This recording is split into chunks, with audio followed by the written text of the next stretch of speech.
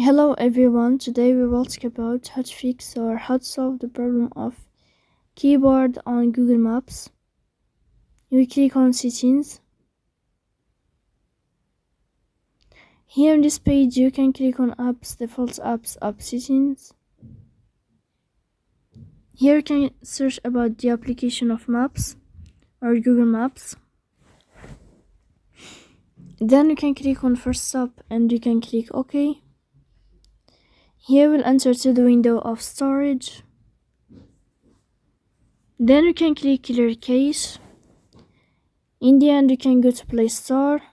You can search about Google Maps.